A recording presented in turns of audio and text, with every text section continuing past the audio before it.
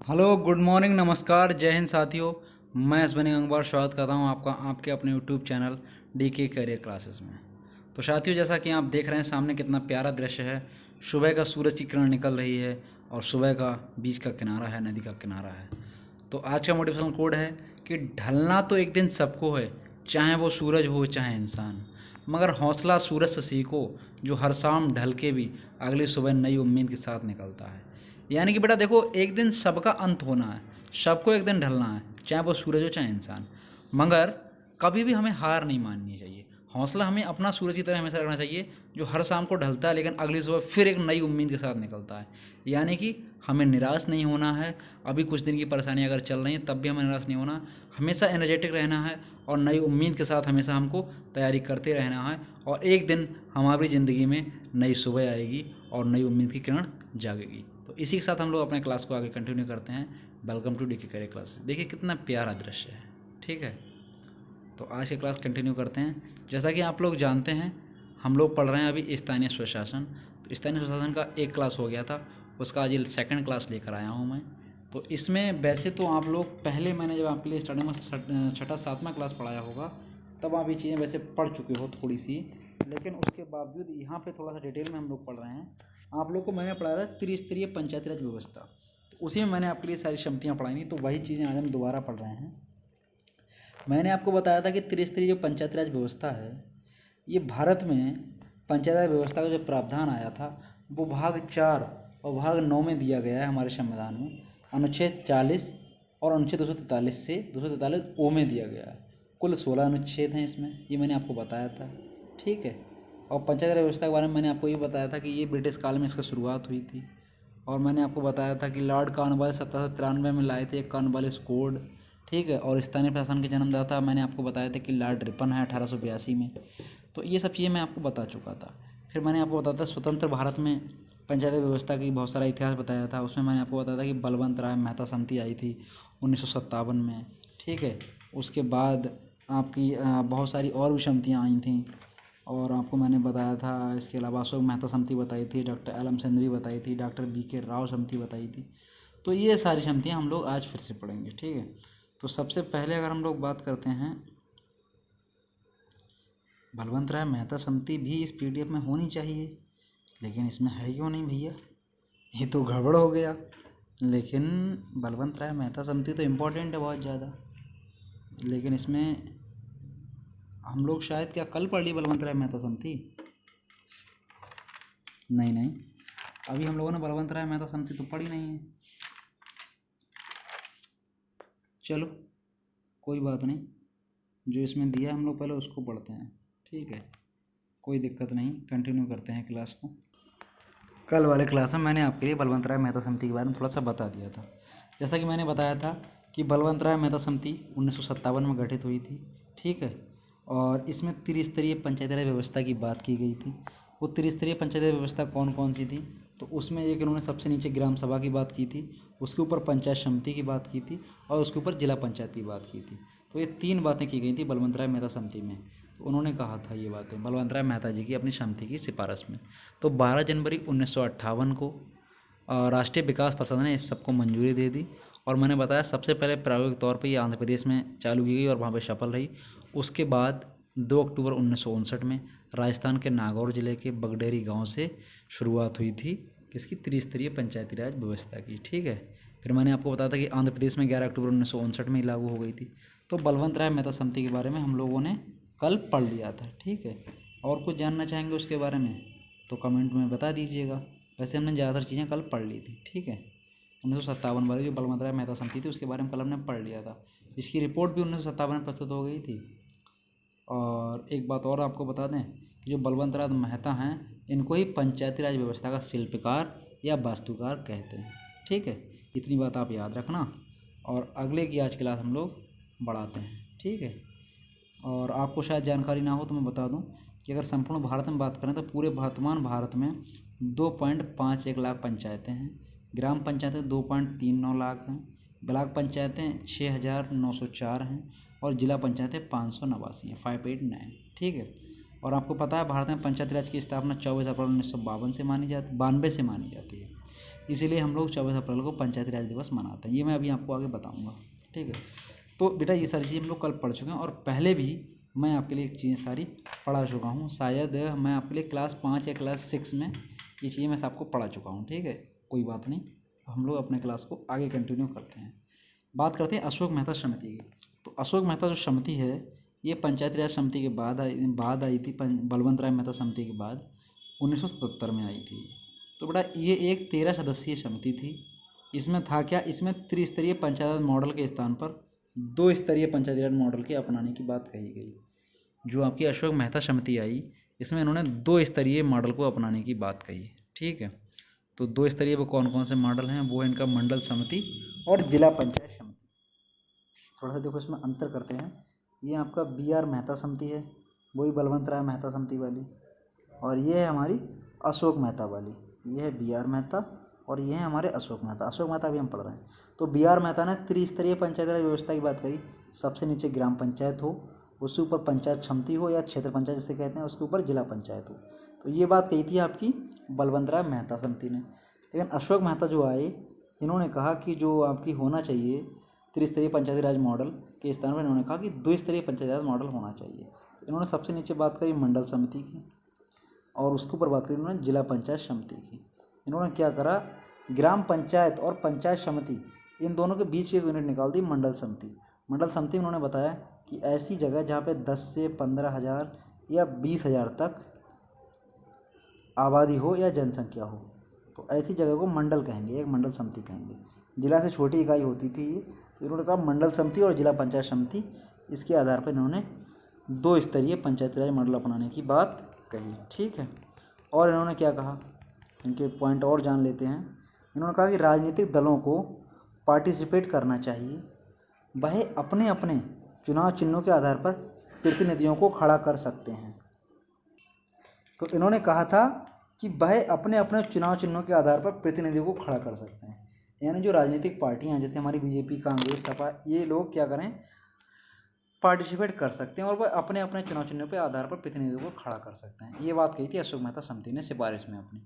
और इन्होंने कहा कि SC और ST के जो लोग हैं इनके लिए संस्थाओं में आरक्षण व्यवस्था की जाए। और इन्होंने सिफारिश दी कि राज्य वित्त आयोग की स्थापना की जाए ताकि इन संस्थाओं के लिए वित्त की व्यवस्था हो सके या कर सकें। और इन्होंने कहा कि एक पंचायत राज मंत्री का भी पद गठित किया जाए। और इन्होंने बताया कि मुख्य निर्वाचन आयुक्त के परामर्श पर राज्य निर्वाचन आयुक्त की नियुक्ति की जाए। तो इतनी सारी चीज़ें थीं अशोक मेहता समिति की सिफारिश में। इसके अलावा 1-2 बातें और जान लो इनके बारे में।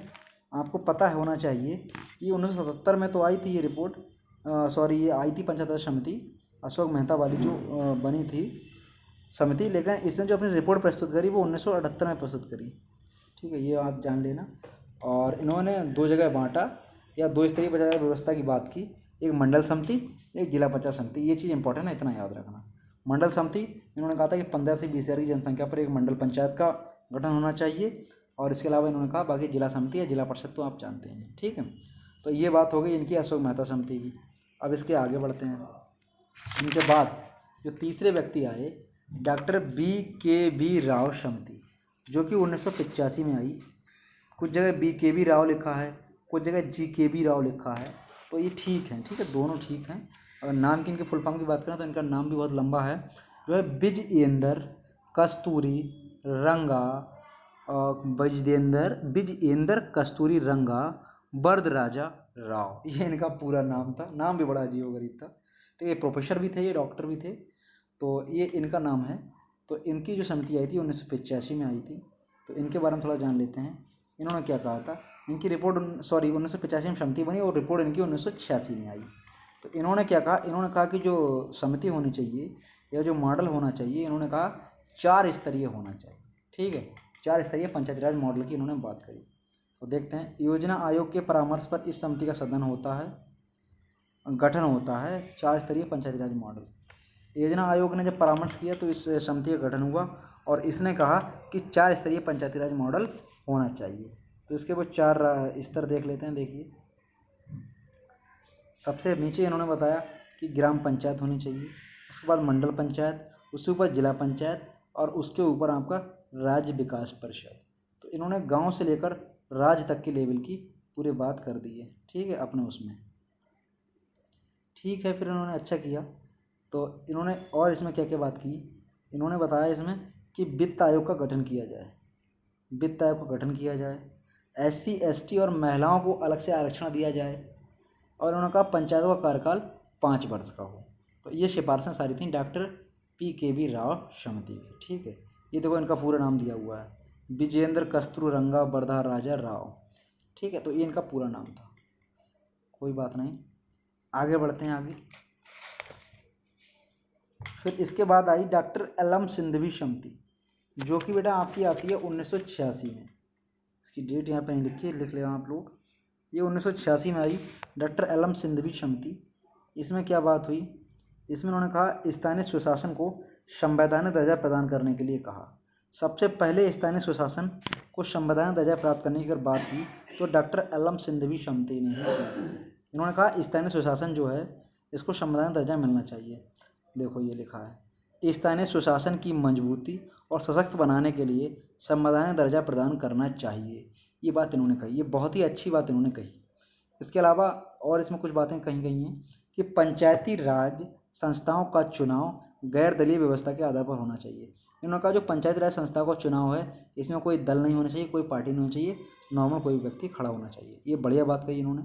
इसके अलावा इन्होंने कहा कि नगर पंचायत एवं ग्राम न्यायालयों की स्थापना होनी चाहिए, ठीक है, नगर पंचायत और गांव में न्यायालयों की स्थापना होनी चाहिए। और इन्होंने कहा कि पंचायतों को वित्तीय रूप से आत्मनिर्भर बनाने के लिए वित्तीय संसाधन उपलब्ध होने चाहिए, यानी पंचायतों में फाइनेंस रूप से हेल्प करने के लिए या आत्मनिर्भर बनाने के लिए उनके लिए फाइनेंस सिस्टम जो है वो उपलब्ध होना चाहिए, ठीक है। तो ये बात भी इन्होंने कही। तो ये इंपॉर्टेंट बातें थी किसकी, डॉक्टर LM सिंघवी समिति की। इसके बाद लास्ट एक समिति और आई थी, इसको कहते हैं PK थुंगन समिति, जो कि 1988 में आई थी, PK थुंगन समिति। इसने देखो क्या कहा, पंचायती राज संस्थाओं को सशक्त बनाने हेतु उन्हें संवैधानिक दर्जा दिया जाना चाहिए। एक बात इन्होंने ये भी कही, PK थुंगन साहब ने भी ये बात कही, चलो बढ़िया बात कही इन्होंने। दूसरी बात इन्होंने कही कि प्रत्येक राज्य इन संस्थाओं के विकास हेतु वित्त आयोग की स्थापना होनी चाहिए प्रत्येक राज्य में, ये भी बढ़िया बात कही। तो ये बात है उस समय 1988 में राजीव गांधी जी की सरकार थी, तो उन्होंने प्रथम प्रयास किया इनकी बात सुनने के लिए। तो उन्होंने 64वां संविधान संशोधन विधेयक लाए 1989 में, लेकिन दुर्भाग्य की बात ये थी यहाँ पे ये लाए, लेकिन ये लोकसभा में तो पारित हो गया, लेकिन राज्यसभा में इसको कैंसिल कर दिया गया, वहाँ पे पारित नहीं हुआ, तो ये विधेयक इनका पारित नहीं हो पाया, ठीक है। इसके बाद आगे देखते हैं। क्लास समझ में आ रहा साथियों? जो ना समझ में आया करे वो आप लोग कमेंट में बता दिया करो, अगली क्लास में उसको हम चीज़ ऐड कर दिया करेंगे, ठीक है। फिर बेटा पंचायती राज व्यवस्था थोड़ा सा आगे जानते हैं और क्या था। देखो पंचायती राज व्यवस्था के बारे में थोड़ा जानो, थोड़ा सा तो मैं और बता दूं। जो पंचायती राज व्यवस्था के सुधार की बात करी गई, ये 1992-93 में पंचायती राज जो व्यवस्था है उसके सुधार की बात की गई थी। इसमें कहा गया था संसद में 1992 में 73वां संविधान संशोधन विधेयक लाया गया और 20 अप्रैल 1993 को राष्ट्रपति ने इस विधेयक पर हस्ताक्षर किए और 24 अप्रैल 1993 को 73वें संविधान संशोधन के द्वारा ये लागू कर दिया गया। इस संशोधन के तहत भाग 9 में 16 नए अनुच्छेद और 11वीं अनुसूची को जोड़ा गया, ठीक है। और इस संशोधन को सर्वप्रथम मध्य प्रदेश में लागू किया गया, ठीक है। ये बात आप लोग जानते हैं। तो पंचायती राज व्यवस्था को बेटा जानते हैं, बाकी सारी चीज़ें आप लोग पहले पढ़ चुके हो 5वें 6ठे लेक्चर में, आप एक बार वहाँ पे देख लेना, आपका रिवीजन हो जाएगा। यहाँ पे समझिएगा अभी। तो पंचायती राज जो व्यवस्था है इसको दो तरह से हम लोग डिवाइड करते हैं, एक तो हमारा ग्रामीण पंचायत व्यवस्था, ये नगरीय पंचायत व्यवस्था। तो ग्रामीण पंचायत व्यवस्था की अगर हम बात करें तो 73वें संविधान संशोधन जो 1993 में आया, वैसे 92 वाला है ये, लेकिन ये फाइनल हुआ ये 93 में हुआ, ठीक है। संसद द्वारा 1992 में ये लाया गया था विधेयक 1992 में, लेकिन ये 93 में इसमें हस्ताक्षर किए थे राष्ट्रपति जी ने और 24 अप्रैल 1993 को ये फाइनल हुआ। तो इसमें ही भाग 9 243 से लेकर 243 ओ तक जोड़ा गया, कुल 16 अनुच्छेद, ठीक है। और ग्राम पंचायतों के 29 कार्यों का इसमें उल्लेख किया गया है और इसी में बेटा 11वीं अनुसूची भी जोड़ी गई, ठीक है। और आपको बता दें कि 24 अप्रैल 1993 को ये लागू हुआ 73वां संविधान संशोधन और इसीलिए 24 अप्रैल को पंचायती राज दिवस मनाते हैं। ये बहुत ही इम्पोर्टेंट पॉइंट है। पंचायती राज दिवस कब मनाते हैं? तो 24 अप्रैल को मनाते हैं। कब लागू हुआ? 23 अप्रैल 1993 को ग्रामीण पंचायत व्यवस्था के बारे में पंचायती राज व्यवस्था संपूर्ण भारत में लागू हो गई। ठीक है, ये बात आप लोग जान लीजिए। ये तो चीज़ हो गई आपकी ग्रामीण पंचायत व्यवस्था की। अब इसके बारे में थोड़ा सा इधर देख लीजिए, नगर पंचायत व्यवस्था की। जो नगर पंचायत व्यवस्था है, इसमें क्या होता है, ये इसका 74वां संविधान संशोधन था। ये भी 1993 में आया।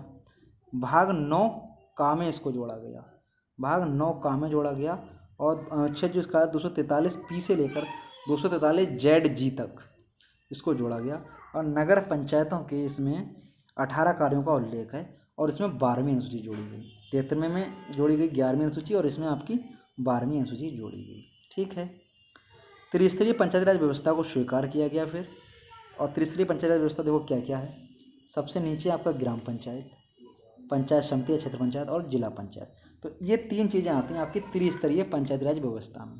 ठीक है, तो ग्राम पंचायत आप लोग जानते हैं। इसका चुनाव के बारे में थोड़ी सी जिक्र करते हैं, कैसा क्या होता है।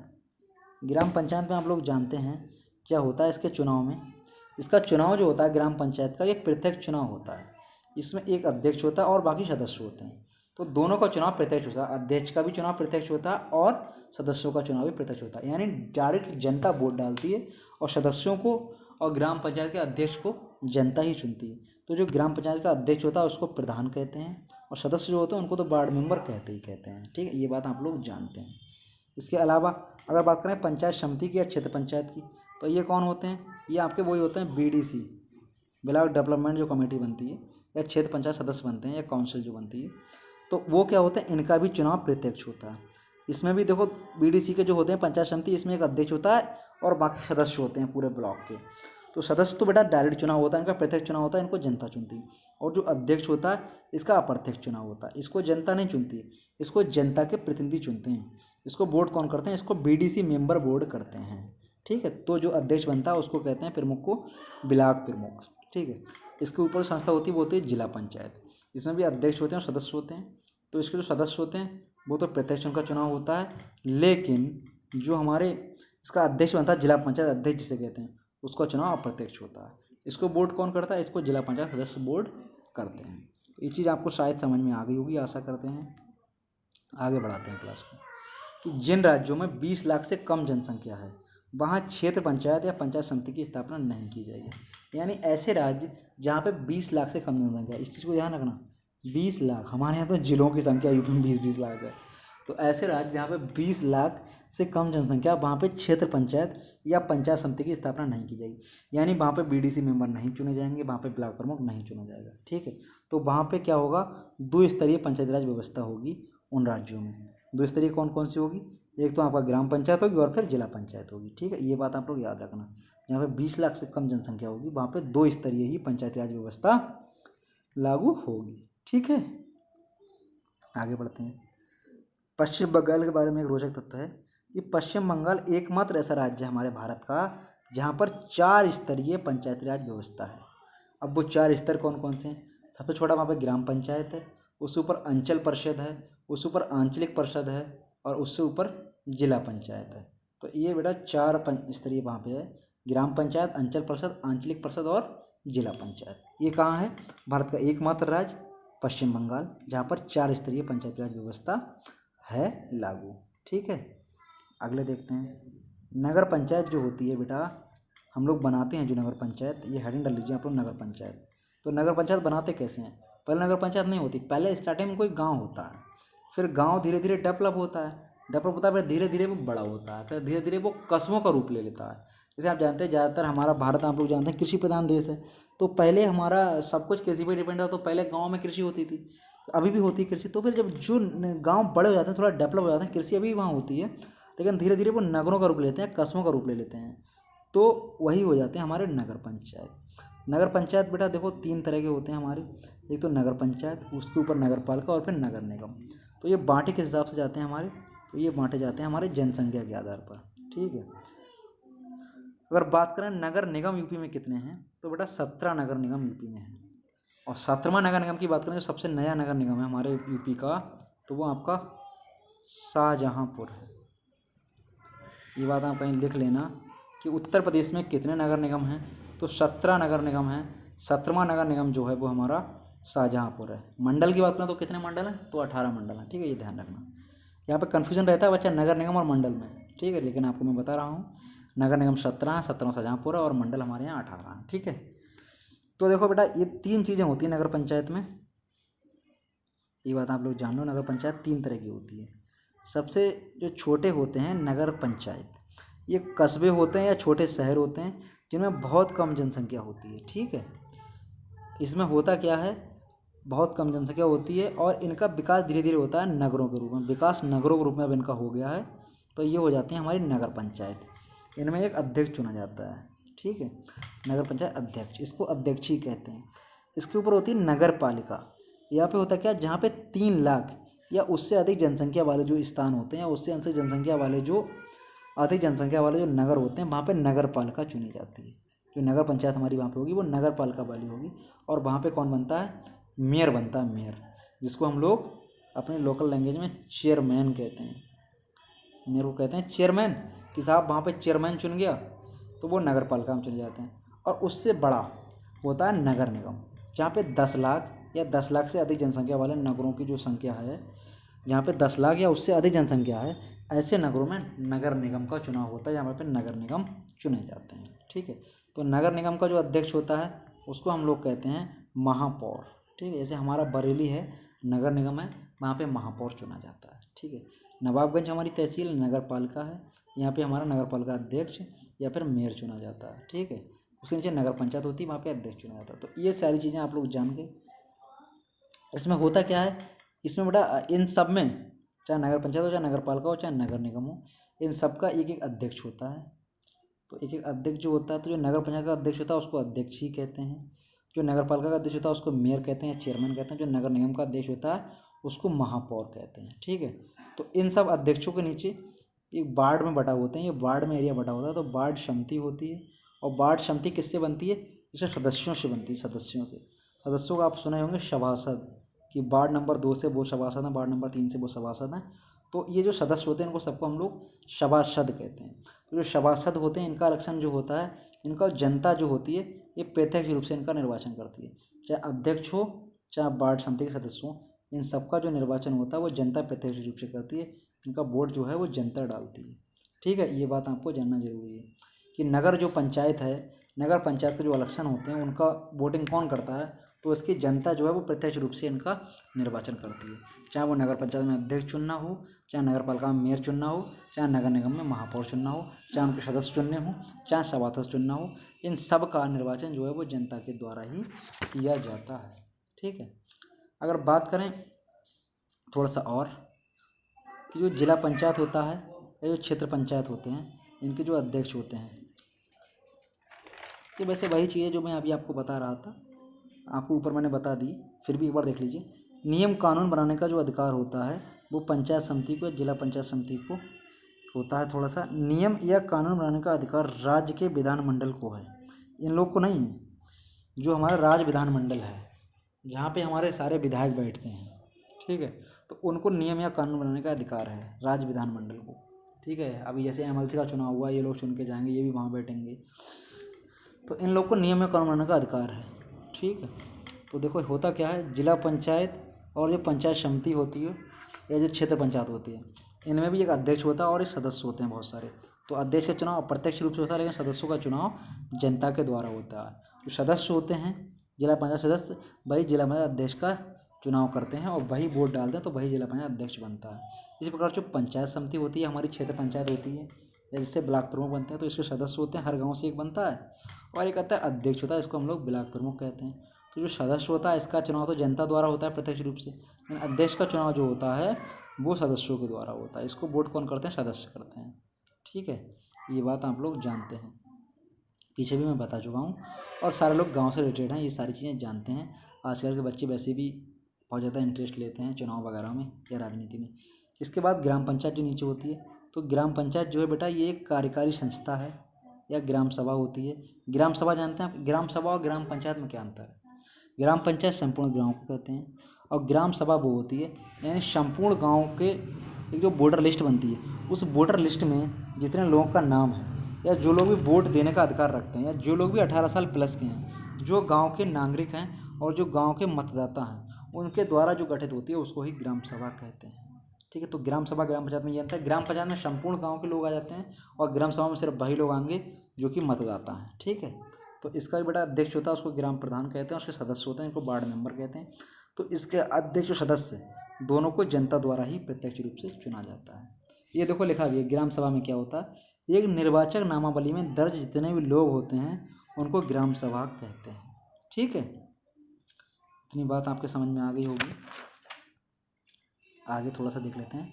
अगर पंचायतों के कार्यकाल की बात करें तो बड़ा पंचायतों का जो कार्यकाल होता है वो 5 वर्ष होता है। चाहे वो हमारी कोई भी पंचायत हो, चाहे नगर पंचायत हो, चाहे नगर पालिका हो, चाहे नगर निगम हो, चाहे ग्राम पंचायत हो, चाहे पंचायत समिति हो, चाहे जिला पंचायत हो, कोई भी हमारी पंचायत हो, इन सब का कार्यकाल 5 वर्ष ही होता है। ठीक है, थोड़ी सी इंपॉर्टेंट बातें यहाँ पे हैं कि अगर आपने कार्यकाल पूरा होने से पहले ही विघटित हो जाती है, जो हमारी ग्राम पंचायतें हैं, नगर पंचायतें हैं, जिला पंचायत हैं, कोई भी पंचायत है हमारी, तो अगर अपने कार्यकाल पूरा होने से पहले विघटित हो जाती है, यानी 5 वर्ष का कार्यकाल था, अगर वो 5 वर्ष से पहले विघटित हो जाती है तो चुनाव 6 महीने के लिए दोबारा करा लिए जाएंगे। यानी 6 महीने के अंदर या 6 माह के अंदर दोबारा चुनाव हो जाएंगे। ठीक है, और अगर 6 माह से कम समय बचता है, मतलब 5 वर्ष पूरे होने में 5 वर्ष पूरे नहीं हुए और 6 माह से कम समय बचा, मान लीजिए 4 महीने बचे या 3 महीने बचे और पंचायत भंग हो गई या विघटित हो गई, तो फिर चुनाव दोबारा नहीं होंगे। ठीक, ये बात भी इम्पोर्टेंट है। तो 6 महीने के अंदर चुनाव करा लिए। अगर कार्यकाल पूरा होने में 6 महीने का कम समय बचा है तब चुनाव नहीं होंगे। मान लिया यदि आप अपने गांव के ग्राम प्रधान हैं, आपके लिए 4 साल 7 महीने का कार्यकाल हो गया, यानी 5 साल में आपके 5 महीने कम रहे, तो आप 4 साल 7 महीने प्रधान रहे, कार्यकाल आपका हो गया किसी पंचायत ने कि आप प्रधान थे, तो वहाँ पे आपने 4 साल 7 महीने का कार्यकाल पूरा कर लिया और आपकी जो पंचायत है वह विघटित हो गई, तो फिर आपके 5 वर्ष का जो कार्यकाल पूरा करने में 5 महीने शेष रह गए। तो आप चाह रहे हैं 5 महीने में हम दोबारा इलेक्शन करा लें, ऐसा नहीं होगा, तो चुनाव दोबारा नहीं होंगे। ठीक है, तो यही बात बतानी आपको ज़रूरी थी कि पंचायतों का कार्यकाल 5 वर्ष होता है। अपना कार्यकाल पूरा होने से पहले अगर ये विघटित हो जाती है तो 6 महीने के अंदर दोबारा चुनाव हो जाएंगे। अगर कार्यकाल पूरा होने में 6 महीने से कम का समय बचा है तब चुनाव दोबारा नहीं होंगे। ठीक है, तो बेटा ये थी हमारी पूरी क्लास। आज की क्लास कैसी लगी आप लोग कमेंट बॉक्स में ज़रूर बताइए। तो ये थी हमारी पंचायती राज व्यवस्था, ये था हमारा स्थानीय सुशासन, और ये सारी चीज़ें वैसे थोड़ी सी आप पहले ही पढ़ चुके थे, लेकिन अब आपको मैंने थोड़ा डीपली पढ़ाई। तो ये हमारा हो गया लोकल सेल्फ गवर्नमेंट, लोकल के हम लोग नेता चुनते हैं जो। अब इसके बाद अगली क्लास हम लोग कंटिन्यू करेंगे कल। तो आज का क्लास कैसा लगा साथियों कमेंट बॉक्स में ज़रूर बताइए। Thanks for watching, like share and subscribe the channel. Okay, bye bye.